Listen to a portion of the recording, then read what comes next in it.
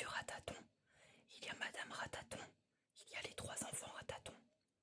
Monsieur Rataton est en train de boire du café au lait bien sucré. Madame Rataton range ses provisions dans l'armoire. Tu devrais aller me chercher quelques graines pour le dessert, dit-elle à Monsieur Rataton. Bon, dit Monsieur Rataton, j'y vais. Au revoir les enfants, au revoir Doucette.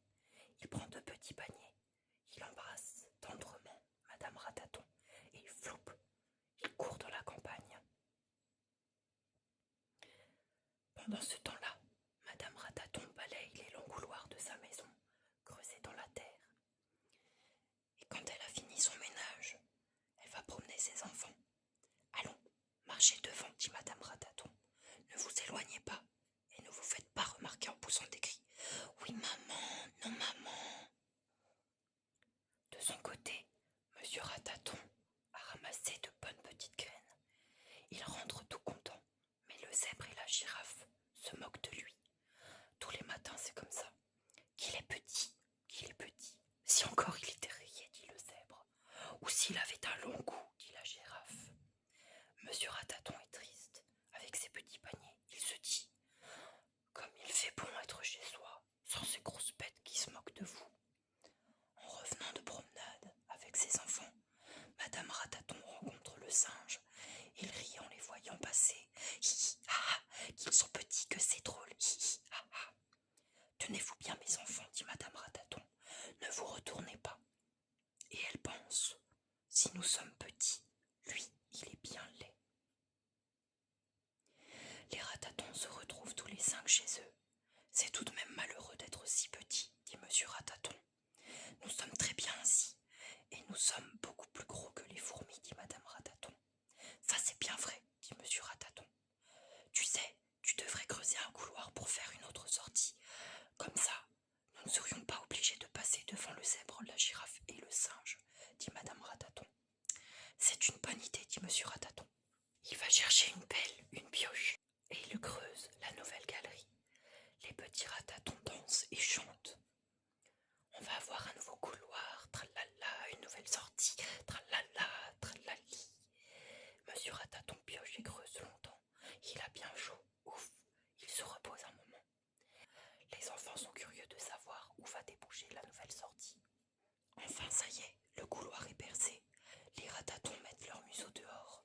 Leurs moustaches tremblent de plaisir. Mais en levant la tête, Monsieur Rataton voit un lion. Un vrai lion, avec une crinière et d'énormes pattes. Monsieur Rataton tombe à genoux. Ne me mangez pas, monsieur le lion.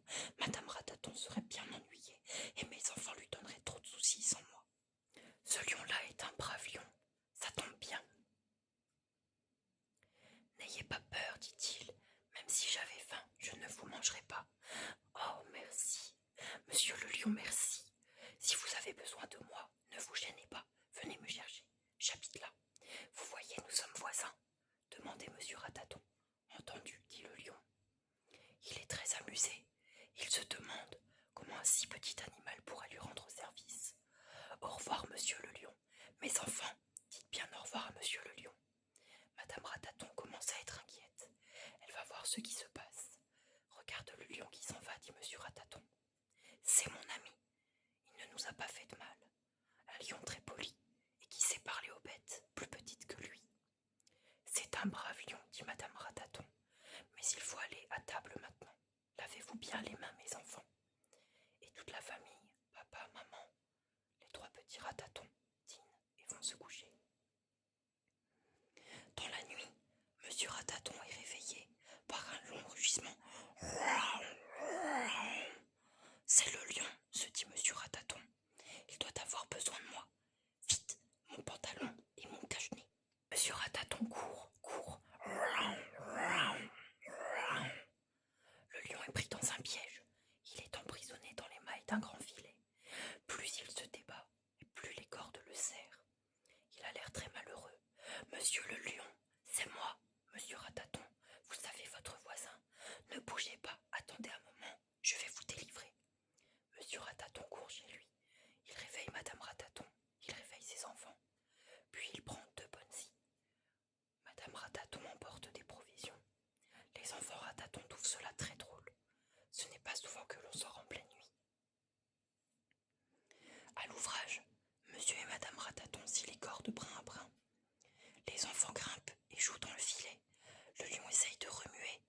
souffle très fort. Nous allons y arriver, monsieur le lion. Patience, ne vous énervez pas. Si vous le permettez, monsieur le lion, dit monsieur Rataton, nous allons nous arrêter un moment. Il faut manger et boire un peu. Nous travaillerons mieux ensuite. On mange, on boit et on se remet au travail. Les scies vont plus vite. Les mailles craquent une à une. Les cordes ne tiennent presque plus. Le lion se soulève et craque. Tout le filet se déchire. Le lion est libre. Le lion gambade. Les ratatons dansent de joie. Merci, merci, chers amis. Ce n'est rien, monsieur le lion. Tout à votre service. Au revoir. Mais non, dit le lion. Je ne peux pas vous quitter comme ça. Regardez, le jour se lève. Montez sur mon dos. Nous allons faire une promenade. Les petits ratatons montent les premiers. Tenez-vous bien à ma crinière, les enfants, dit le lion. Puis, c'est au tour de monsieur Rataton. Madame Rataton monte la dernière et s'assied à côté de monsieur Rataton. En route, dit le lion. Les ratatons, tout fiers, passent devant le zèbre, la girafe et le singe. Ce n'est pas le moment de se moquer des ratatons, chuchote le zèbre à la girafe. Le singe n'est pas tranquille. Le lion a l'air de lui dire « Ce sont mes amis maintenant. Je te conseille de ne jamais te moquer d'eux. C'est une belle promenade que font les ratatons sur le dos de leur ami. Ils s'en souviendront longtemps. » Une histoire de singe. Dans les grands arbres de la forêt sauvage habite toute la famille des singes. Les grands-pères, les grands-mères, le père, la mère, les frères, les sœurs, les oncles, les tantes, les cousins, les cousines et petits singes. Il est si petit que personne ne fait attention à lui. Pas très loin, il y a le fleuve, calme et lent. Petit singe a bien envie d'y aller. Il descend de son arbre. En 3 bonds, hop hop hop, il est près du fleuve. Vite, il grimpe tout en haut d'un cocotier et saisit la plus belle des noix de coco.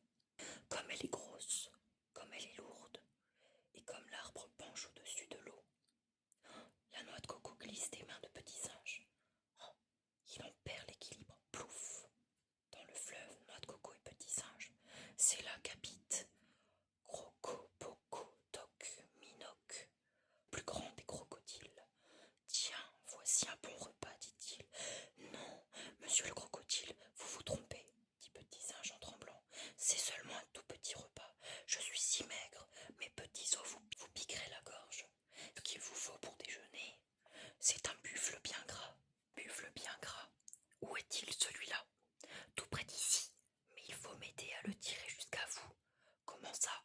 Prenez cette liane solide et tenez-la bien fort. À l'autre bout, j'attacherai le buffle. Bonne idée, dit le crocodile, et il serre fort la liane.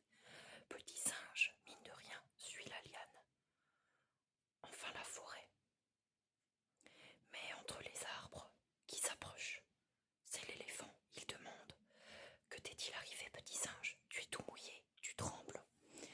Le crocodile voulait me manger, alors je l'ai attrapé avec cette liane. Un crocodile? Toi, un tout petit singe de rien du tout. Tu as pris un crocodile. Tu me racontes une histoire. S'il vous plaît, monsieur l'éléphant, tirez sur cette liane. À l'autre bout, vous verrez un vrai crocodile. L'éléphant est curieux. Il enroule la liane autour de sa trompe et il tire. La liane se tend. Quel gros buffle, pense le crocodile. Et lui aussi, il tire. Quand l'éléphant tire d'un côté, le crocodile tire de l'autre. Qui sera le plus fort? C'est l'éléphant.